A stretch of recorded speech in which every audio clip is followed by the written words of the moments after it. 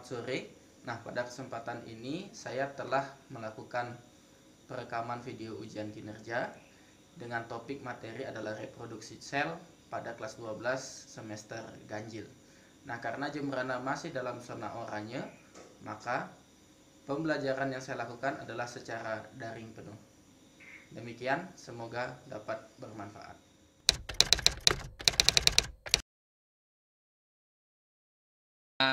Kita masih berada dalam zona oranye dan tidak diizinkan untuk melakukan proses pembelajaran secara tatap muka.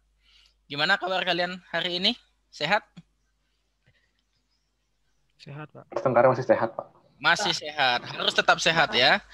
Dan kalau seandainya kalian harus keluar rumah dan tetap mematuhi protokol kesehatan, jangan lupa untuk memakai masker, menjaga jarak, dan selalu rajin mencuci tangan. Ya. Baik, sebelum kita mulai pembelajaran pada siang hari ini, saya minta salah satu dari kalian untuk memimpin kita dalam doa. Tes. Ya, suaranya jelas masuk, Novi. Sebelum kita memulai pembelajaran hari ini, mari kita berdoa menurut kepercayaan kita masing-masing. Berdoa mulai. Ya, terima kasih Novi sudah memandu kita dalam doa. Ya, sebelum kita mulai pembelajaran pada siang hari ini, Pak ingin mengecek dulu kehadirannya. Ketua kelas Bintang, mohon dicek siapa yang tidak hadir pada siang hari ini. Mikra Agastia Kenan tidak bisa hadir, Pak. Dia bilang ada upacara ngaben di ininya dia. Oke, jadi Kenan ada acara ngaben ya. Ya, kita doakan juga supaya Kenan diberi ketabahan dan acaranya lancar ya, acara pengabenannya. Di bulan November, jadi masih suasana Hari Pahlawan. Jadi sebelum kita memulai pembelajaran, mari kita bersama-sama menyanyikan lagu wajib nasional. Dan yang kita nyanyikan pada siang hari ini adalah Indonesia Raya.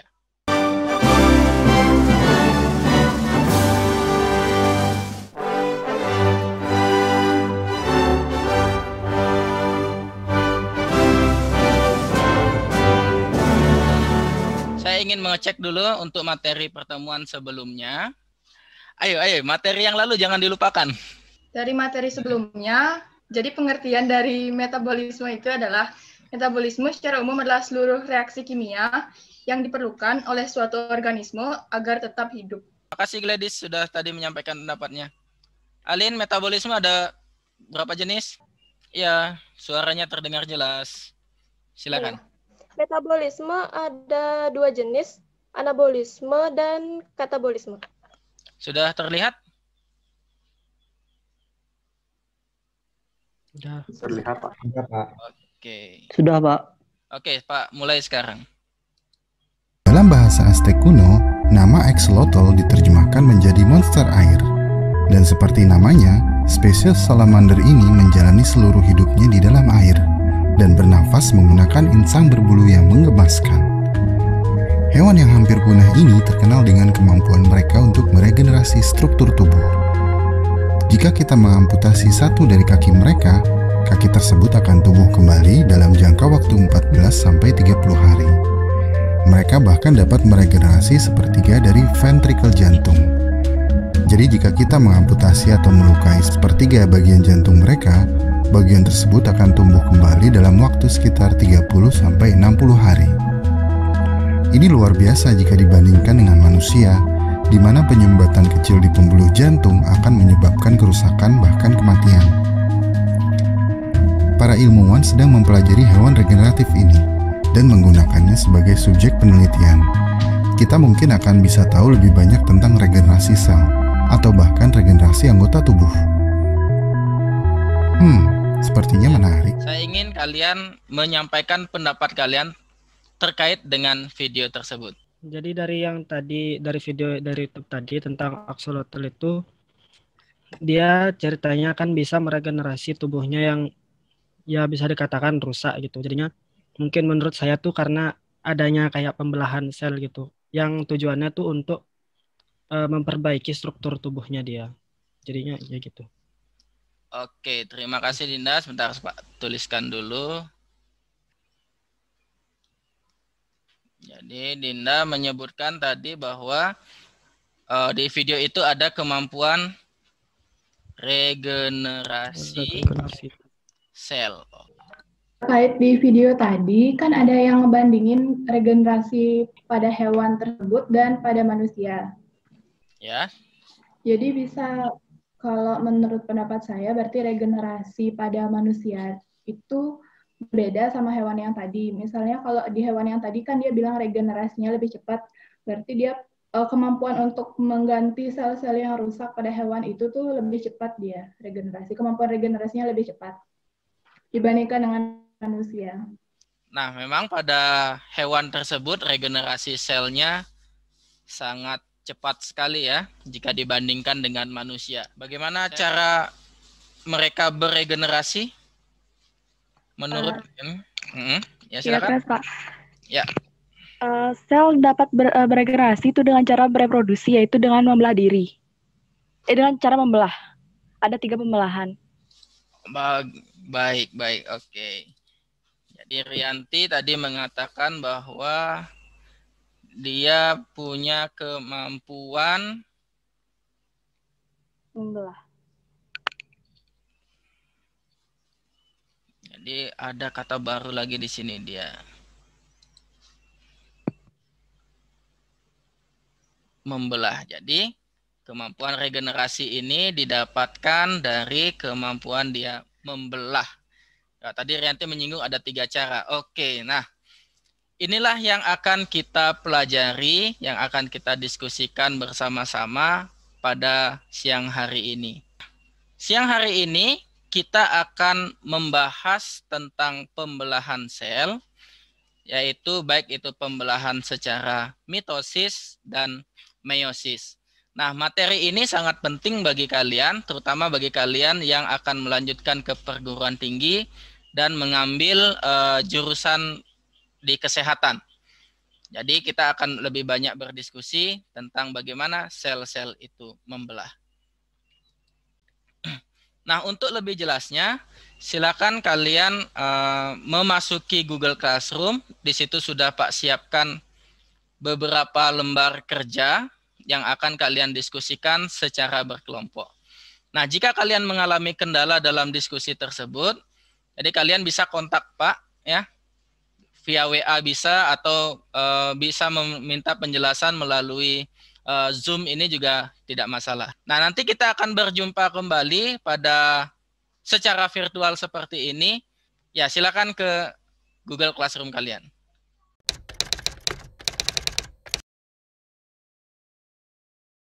Oke, gimana suara Pak? Terdengar jelas di kalian ya?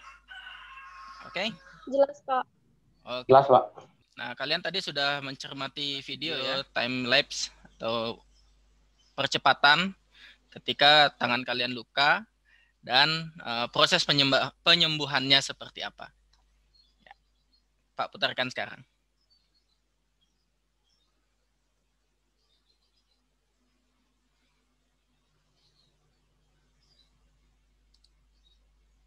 Nah, dari tayangan video itu, kira-kira apa yang bisa kalian ceritakan? Menurut saya yang dapat saya lihat dari video itu, yang pertama kan tangannya luka. Ya. Terus yang pertama yang tubuh lakukan tuh menutup luka biar kayak bakteri sama kuman dari luar tuh nggak bisa masuk. Itu yang tadi yang hitam-hitam yang kayak gitu tuh. Oke. Itu kan darah yang udah membeku. Habis itu baru regenerasi sel dimulai dari sana sampai akhirnya benar penuh pulih sepenuhnya. Oke, makasih Bintang. Yang lebih seperti itu. Oke, terima kasih Bintang, bagus sekali. Mungkin Nah, lukanya tuh kebuka kan pastinya mau ditutup gitu loh. Jadinya kulit tuh kayak membelah untuk memperbanyak dirinya dia, jadinya bisa nutup semuanya gitu. bukan selnya yang rusak itu yang membelah, tetapi sel yang masih sehat di bagian kulit itu ya, itu yang membelah dan menggantikan jaringan-jaringan yang rusak itu, sehingga tangan kita bisa sembuh. Alin mau tanya terkait video yang sebelumnya, yang waktu sesi pertama tadi. Alin yang masih salamander ada itu ya? belum paham. Ya. Ya, bagian di masih mana ada nih? yang belum paham. Ya, belum Jadi paham. kan Ya. tadi ada salah satu Dea Aprilia jawabnya kan karena itu regenerasi salamander itu lebih cepat daripada manusia kan.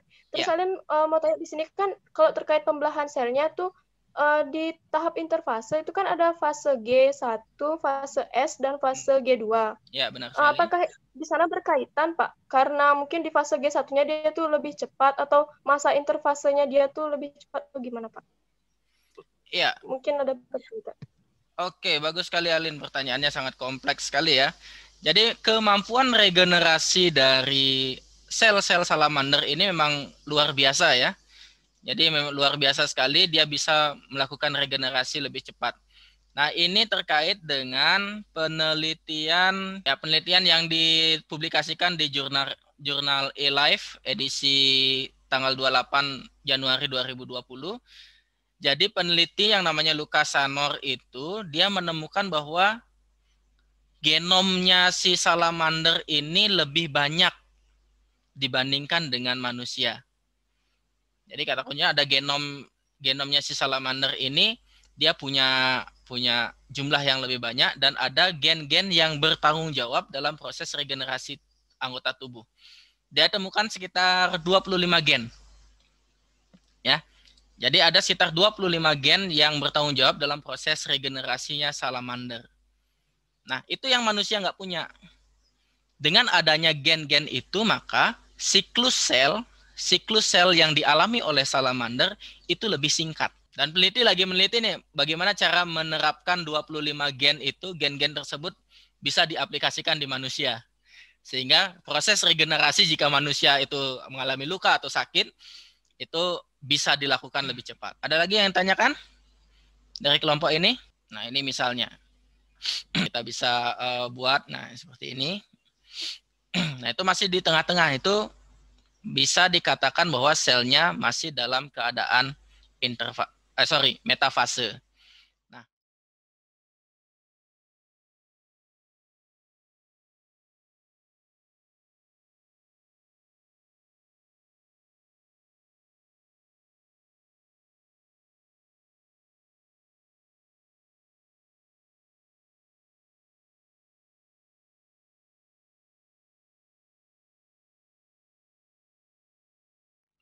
baik, selamat siang anak-anak sekalian. Jadi setelah kalian berdiskusi di Google Classroom tadi, terus Pak sudah masuk ke beberapa Zoom kalian secara berkelompok.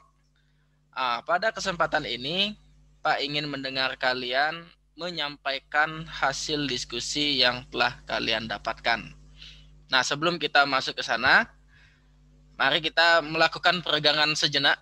Ya, jadi silakan direntangkan tangan, ambil posisi yang serileks mungkin, ya.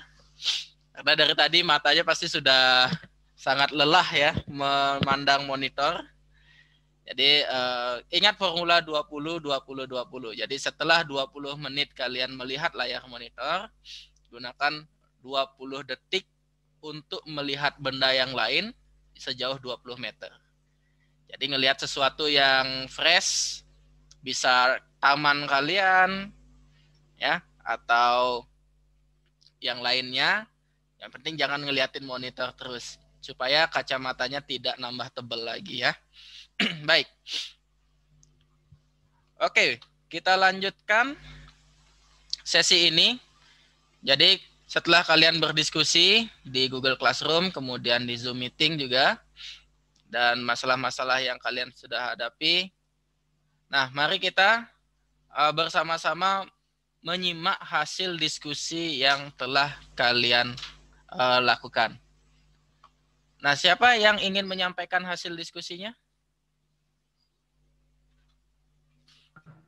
Saya, Pak. Oke, silakan Bintang. Oke, tentang siklus sel. Topik yang pertama yaitu siklus sel. Silakan. Boleh share screen, Pak? Oh, silakan. Ya, silakan, Bintang. Membagikan layarnya. Oke. Sebentar, yang lain sudah bisa melihat dengan jelas layar yang dibagikan oleh Bintang? Oke, cukup, Bintang. Oke, silakan lanjutkan. Bintang, waktu saya persilahkan. Oke, jadi di siklus sel ini nanti ada beberapa fase di dalamnya. Secara singkat, ada interfase dan mitosis dan pembelahan mitosis. Di interfase ini nanti terbagi menjadi 3. Yang pertama ada G1, S, dan G2. Setelah itu ada mitosis yang terdiri dari profase, metafase, anafase, telofase, dan sitokinesis sebagai pembelahan akhirnya. Yang pertama dimulai dari G1. G1 itu bisa dibilang fase pertumbuhan pertama. Memakai kata G sebagai, cara ingatnya, G itu grow. Grow itu pertumbuhan. Jadi di G1 ini merupakan fase pertumbuhan. Di fase ini sel mengalami metabolit aktif dan mengalami pertumbuhan. Pertumbuhan di sel fase G1 ini meliputi pembentukan berbagai protein, pembentukan berbagai organel sel, dan penambahan volume sel. Dari fase ini nanti diteruskan ke fase S. Di fase S ini nanti ada duplikasi DNA. S ini juga sebenarnya singkatan dari sintesis. Dan nanti DNA akan diduplikasi di sini. Jadi genom sel pada fase ini akan direplikasi sehingga menghasilkan salinan baru untuk proses pembelahan sel. Lanjut ke fase yang kedua. Fase yang ketiga maksud saya. Fase yang ketiga kembali lagi ke fase pertumbuhan. Tadi sudah pertumbuhan yang pertama, sekarang ke pertumbuhan yang kedua, fase G2. Di fase G2 ini, sel kembali mengalami pertumbuhan sel meliputi sintesis berbagai macam protein dan organel. Selain itu, mikrotubul juga mulai tersusun pada fase ini, juga dilakukan pengecekan kerusakan DNA. Kerusakan ini terutama dijalankan oleh protein P53 yang penjelasannya secara ringkas. Dia dijalankan oleh protein P53. Lalu sekarang ke siklus sel yang terakhir, yaitu fase pembelahan sel, yaitu fase mitosis. Setelah interfase selesai, sel kemudian memasuki fase mitosis atau pembelahan sel. Waktu dari pembelahan sel ini pun singkat, yaitu sekitar 10% dari fase siklus keseluruhan. Bisa dilihat pada gambar. Fase mitosis mengambil waktu sekitar 1-2 jam, sedangkan G2, S, dan G1 itu lebih lama dari itu. Dengan total sekitar 22 jam. Jadi satu siklus sel ini memakan waktu sekitar 24 jam, atau ya 23-24 jam. Nah, walaupun singkat, fase ini sel menjalani proses yang kompleks sekali. Kenapa dibilang kompleks? Karena ya, pembelahannya itu yang kompleks.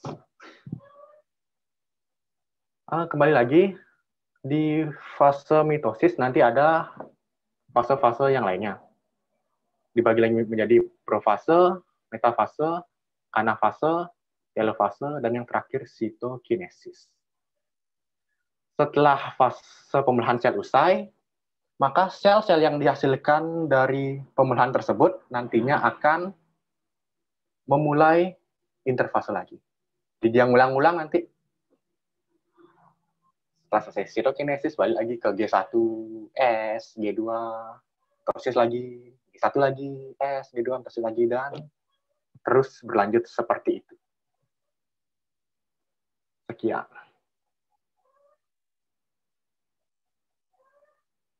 Gimana? Oke, terima kasih Bintang sudah menyampaikan tentang siklus sel. Mungkin teman-teman yang lain, dari kelompok yang lain, ada yang ingin ditanyakan ke Bintang? Saya persilahkan.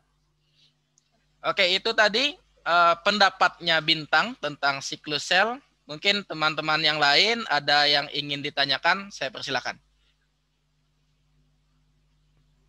Baik, saya ingin bertanya. Oke, silakan Intan.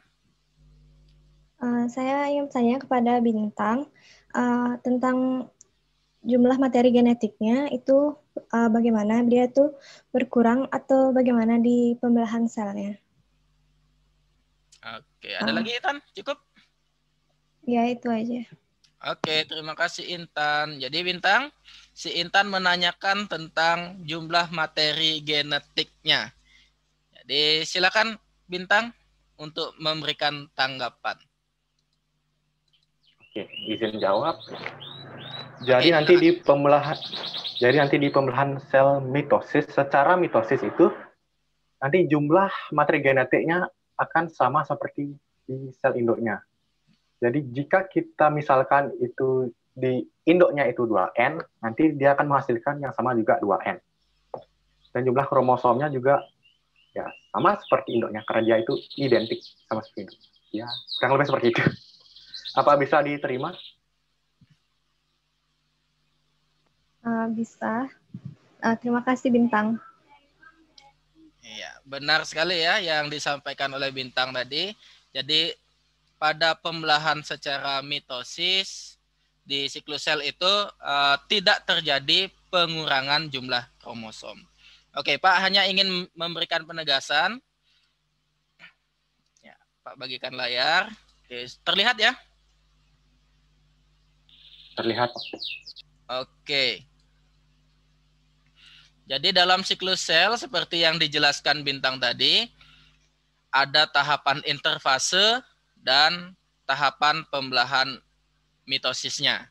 Nah, di interfase ini ada 3 tahapan tadi, ada G1, S, dan G2. Jadi G1 ini sebenarnya adalah dia mengalami pertumbuhan primer, kemudian fase S ini adalah fase sintesis atau replikasi materi genetik, dan fase G2 adalah fase pertumbuhan sekunder. Nah, yang ingin Pak tegaskan di sini adalah volume materi genetiknya. Nah, dalam proses pembelahan ini, pada saat di G1, pada tahapan G1 ini, atau saya tuliskan pertumbuhan primer, first growth, jadi volume materi genetiknya kita misalkan X. Jadi volume. Nah, ketika dia sudah akan masuk ke fase S atau fase sintesis, ya sintesis. Jadi di sintesis ini yang terjadi adalah proses replikasi materi genetik, dalam hal ini DNA. Nah, materi genetik yang awalnya volumenya X, nah pada fase S ini meningkat menjadi 2X. Jadi analoginya gini, ketika di G1 itu masih kurus-kurus. Masuk ke S itu udah gemuk-gemuk lagi. Jadi ukurannya 2 kali lipat dari semula. Tapi jumlahnya tetap. Misalnya pada manusia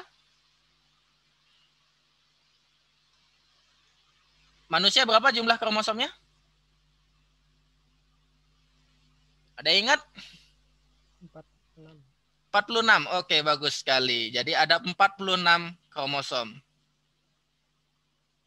Nah, pada fase G1, 46 kromosom ini masih kurus-kurus gitu ya.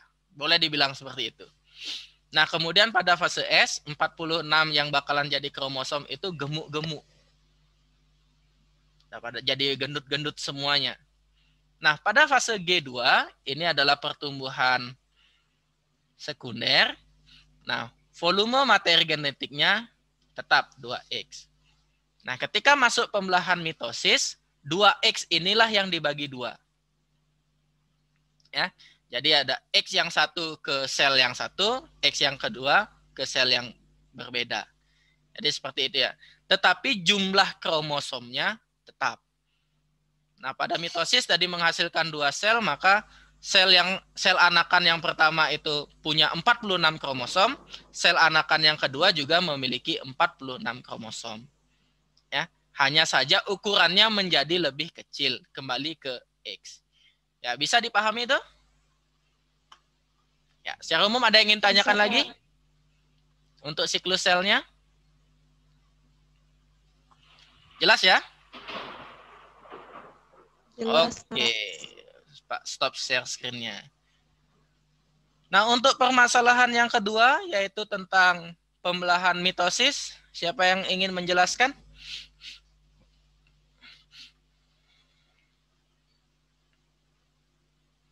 Saya, Pak.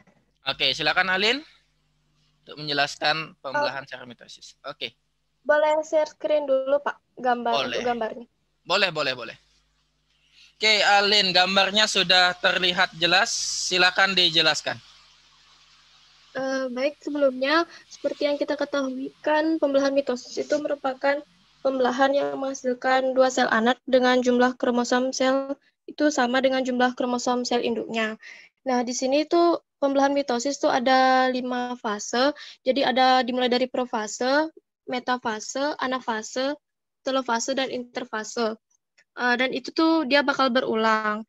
Nah, pada profase ini, pertama sentrosom itu mengalami replikasi sehingga dihasilkan 2 sentrosom. Mikrotubulusnya pun juga mulai terlihat di antara 2 sentrosom dan akan membentuk benang-benang gelondong.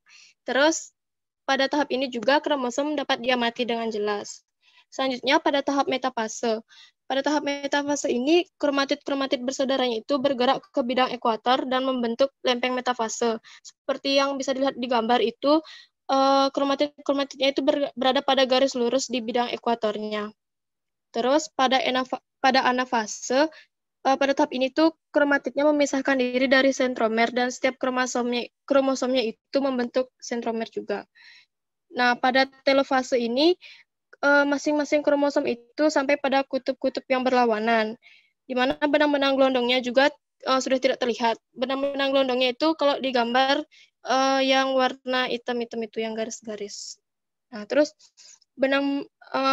dia tuh menjadi benang-benang gelondongnya itu tidak terlihat lagi dari kromosom dan kromosomnya itu menjadi panjang serta tidak dapat dilihat dengan jelas. Setelah itu baru pada tahap terakhir yaitu tahap interfasenya, di mana tahap ini baik, bagus sekali Alin, gambarnya sudah penuh warna dan sangat rapi sekali ya. You will learn about mitosis. Mitosis is a process of cell division that makes possible regeneration of body parts. To elaborate, mitosis is the separation of nuclear chromosomes into 2 identical daughter nuclei. It is divided into 4 key phases: prophase, metaphase, anaphase, and telophase. An additional phase called cytokinesis occurs after the complete nuclear division. Before a dividing cell enters mitosis, it undergoes a period of growth and rest. This period is called interphase. In interphase, the genetic material of a cell increases. Prophase. During prophase, the chromatin condenses and becomes short and thick to form chromosomes. Nah, ini pada tahapan profase, ya, dari interfase ke profase, itu benang-benang kromatinnya itu mulai menebal dan memendek, membentuk struktur kromosom. Jadi pada saat profase, kromosom itu mulai terbentuk ya. Each chromosome has 2 sister chromatids joined together at the centromere. The nucleolus disappears and the nuclear membrane starts to break down. Ya, membran inti juga mulai menghilang. The centrosomes, each with a pair of centrioles, move apart to the opposite poles, forming a spindle between them. Metaphase. During metaphase, microtubules of the spindle interact with chromosomes. This causes the chromosomes to move and align along the middle of the cell or the equatorial plate. Sister chromatids are held at the centromere, confirming the presence of protein structures called kinetochore at the surface. The kinetochore holds the chromosomes and attaches them to the spindle. Nah, ini adalah tahapan metafase. Jadi kromosom-kromosomnya berjajar di bidang ekuator. Nah, yang perlu mendapat perhatian di sini adalah tidak semua benang spindle itu mengikat kromosom. Benang spindle yang mengikat kromosom itu disebut dengan kinetochore. Kemudian yang bebas, yang tidak mengikat kromosom seperti ini disebut dengan non-kinetochore. Anaphase. During anaphase, the sister chromatids separate at the kinetochores, and the daughter chromosomes, along with the divided centromere, move towards the opposite poles as the microtubule shortens. The poles of the spindle also move apart and help to separate the chromosomes. As the chromosomes separate completely into two sets, one at each pole. Nah, ketika masuk di anafase, ini kromosomnya, sisternya itu ditarik ke kutubnya masing-masing. Yang narik adalah benang spindlenya. Jadi benang spindlenya itu memendek sehingga kromosomnya tertarik ke kutub-kutub yang berlawanan. In plants, new cell wall formation is triggered at the center of the cell by the formation of a cell plate. The cell plate grows out.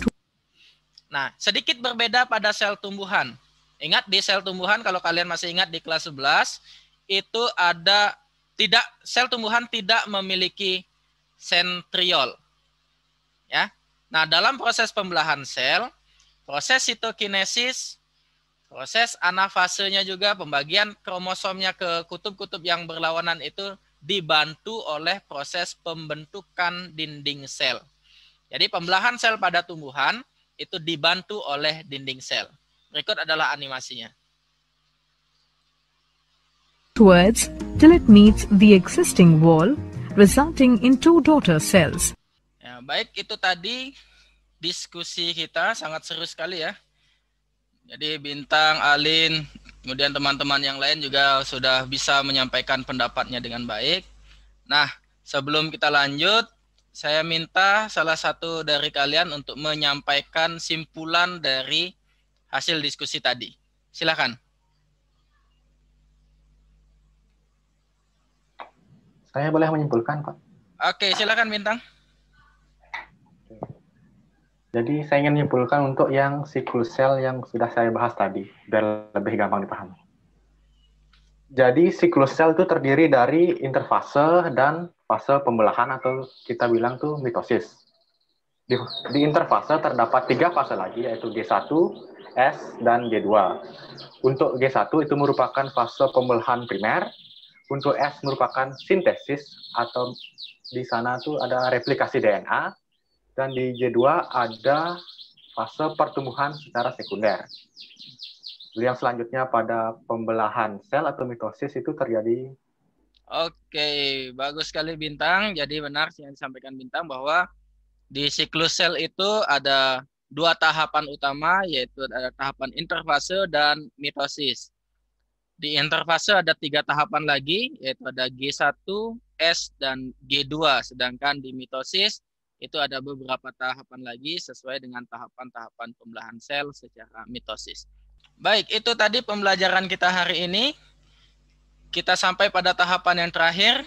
Nah, saya minta salah satu dari kalian untuk menyampaikan refleksinya, ya, menyampaikan apa yang sudah dipelajari pada siang hari ini, kemudian kesan-kesannya bagaimana. Pada pelajaran hari ini kita mempelajari pelajaran pembelahan sel, yaitu pada bagian siklus sel dan pembelahan mitosis. Nah, tadi pada pelajaran kali ini itu sangat menarik dan sangat dipahami bagi kami siswa, apalagi pada saat pandemi seperti ini yang tidak bisa tatap muka, kami bisa jelas mendapatkan informasi dan ilmu pada pembelahan sel kali ini yang dipaparkan oleh Pak Adi, mulai tadi dari video, kemudian penjelasan dari Pak sendiri dan penjelasan dari teman-teman. Kita di sini semuanya diskusi sehingga mendapatkan informasi yang sangat mendetail. Baik, terima kasih Pak Ande sudah menyampaikan refleksinya. Jadi untuk materi yang Pak Ande Okta belum dipahami, nanti kita akan diskusikan kembali di luar kelas ini. Ya. Jadi yang teman-teman yang lain juga jika ada yang belum dipahami, kita diskusi lagi di luar kelas ini. Karena kelas ini sangat terbatas sekali waktunya dan kalian juga harus mempersiapkan materi untuk kelas berikutnya. Jadi siasatnya adalah kalian harus meluangkan waktu untuk belajar lebih. Dan Pak siap untuk membantu kalian dan bersama-sama belajar dengan kalian. Baik, di bagian akhir, nah ini adalah bagian kuis.